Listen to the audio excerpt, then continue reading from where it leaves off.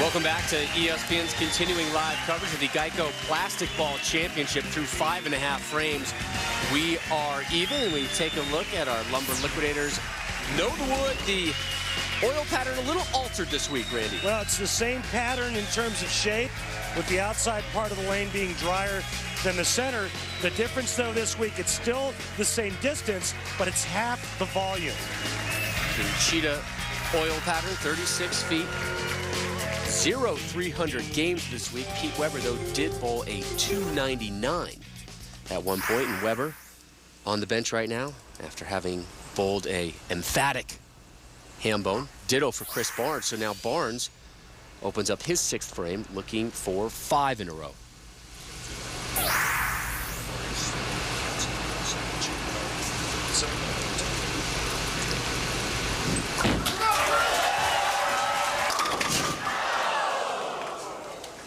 Oh.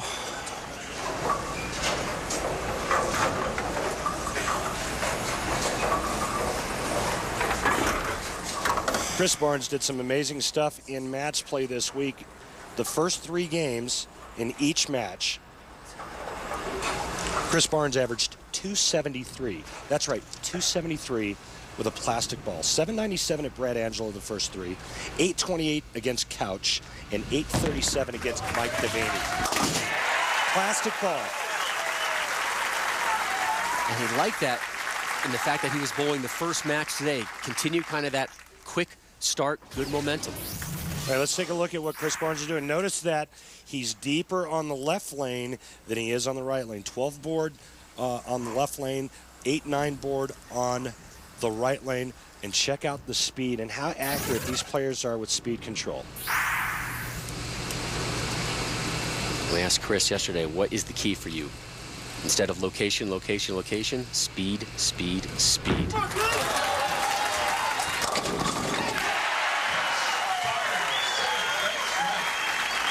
I think for Chris Barnes, this is a golden opportunity for him, because the only thing that he has to process today is making good shots in those little micro adjustments. Today with this equipment, it's not 3, 4, 5, 6 board moves. It's a half a board. It's maybe 1 board with the feet, 1 board with the target. A lot less guesswork involved when using a plastic ball.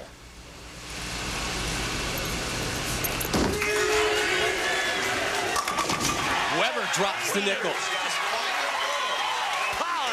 Starting to flex those pipes. There you go. Show us those guns. Take a look at the Denny's Player of the Year points list.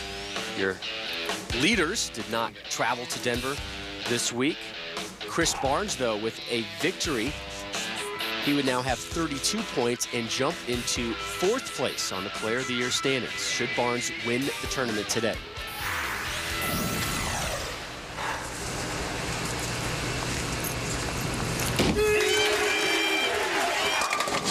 Make it 6. You're probably wondering why Pete Weber's pin carry is so strong using a 15-pound plastic ball. It's because of his rotation. He's got more rotation than any of the other players. More side roll. Keeps the pins low, mixes them up, and that's why Pete Weber's bowling ball hits so much better than most everybody else's this week. Again, every bowler this week rolling with a purple plastic ball. It is the same ball. The only choice the bowlers had was, what weight do you want? Do you want a 15-pounder or do you want a 16-pounder? I believe it was 300 bowling balls the PBA brought in. A lot of these balls are going to go on the PBA.com's auction site after this tournament.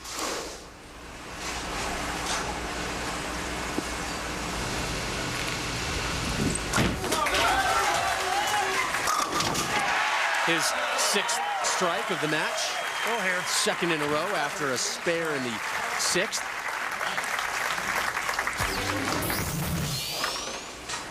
Take a look at the tournament averages this week here in Wheat Ridge. How about what Chris Barnes averaged in match play? How about almost 250? 249.69. Staggering numbers on any oil pattern. You're using plastic that's strong.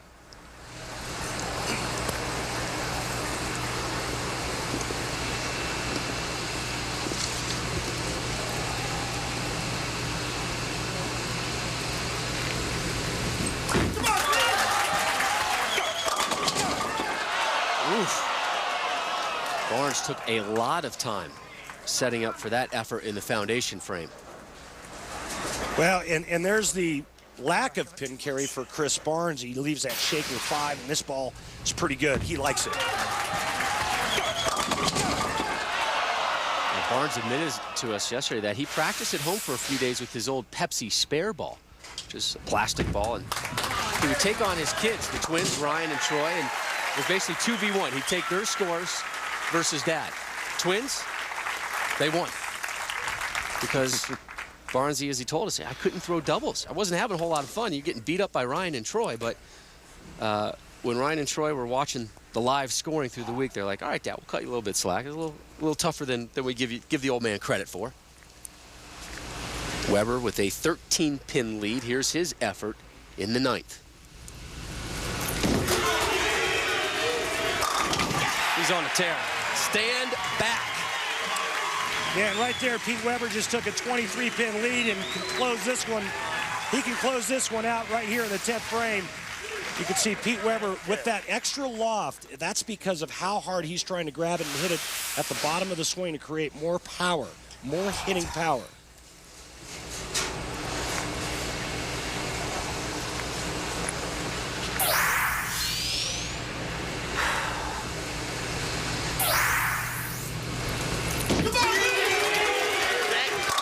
The double ham bone moves him on.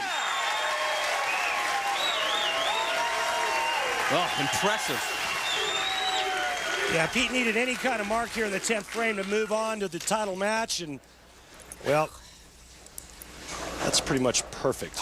And this from a guy who started off with an open frame 9th in the 1st and then went spare. Since then, nothing but strikes. 9 in a row. Come on. Now, we've seen him the last couple weeks on television. He's got the confidence back, but maybe under the lights, he didn't quite see it. During the week, he was comfortable. He liked where he was. This is the first time I've seen him on television in a while where you are fearful to bowl him. Yeah. He's pointing to the back because he is back. Yeah, it looks like the PDW of old. We'll see if he can maintain that momentum in the title match.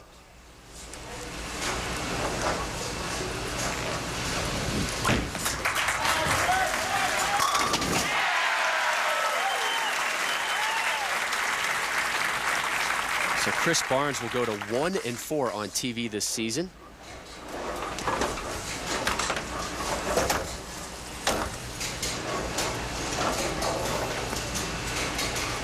Last year's Player of the Year had some TV issues last season, and I hesitated to bring it up to him again this year. Yesterday, he said, I enjoy bowling on TV. That's why I'm out here, is to bowl on Sundays. And there's not much I would have really changed, on my Sunday appearances. Well, in any format, a one-game match is tough, and there is no margin for mistakes in a one-game match. 269, 226.